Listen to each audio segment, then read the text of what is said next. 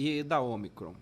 Qual que são as sensações dela? Como Então, que a pessoa vai saber que pegou ou não pegou? O que que a é? Omicron, ela, pelo relato inicial dos médicos lá da África do Sul, eles têm falado que as pessoas que pegaram a Omicron têm sintomas muito leves. Geralmente, nariz escorrendo um pouco de tosse, um pouco de falta de ar, um pouco de cansaço, mas não aqueles sintomas muito exuberantes que a gente costumava ver aqui quando a gente teve a nossa própria cepa, né, que é a P1, a Gama, que é aquela cepa que veio de Manaus.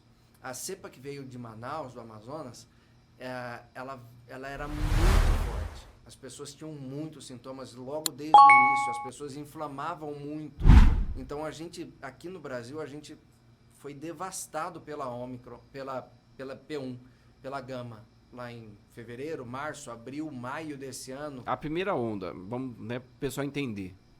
Que foram o quê? 3 ondas de Covid. Aqui no Brasil, a gente, como o Brasil é muito grande, ele é continental, né? Cada lugar teve uma onda separada, assim, vamos dizer assim. Então, se a gente observar o gráfico de casos no Brasil, a gente se comportou muito diferente dos outros países.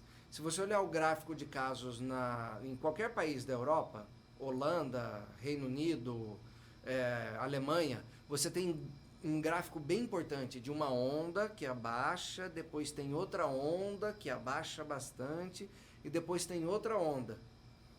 Aqui no Brasil a gente não tem Foi isso. constante. Aqui no Brasil a gente tem quase que um platô, né? A gente subiu os casos, março, abril, junho, julho do ano passado.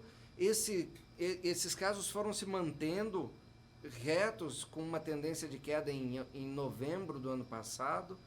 E aí logo em dezembro a gente subiu de novo, também teve um platô. E agora a gente vem descendo paulatinamente desde julho desse ano. Que Quando foi começou nossa mesmo a segunda vacinação, grande onda. né? Então a vacinação fez efeito. Aparentemente sim.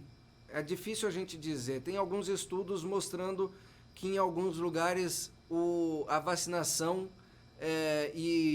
o comportamento do vírus em pacientes vacinados e não vacinados foi praticamente da mesma forma, entendeu? Para número de casos.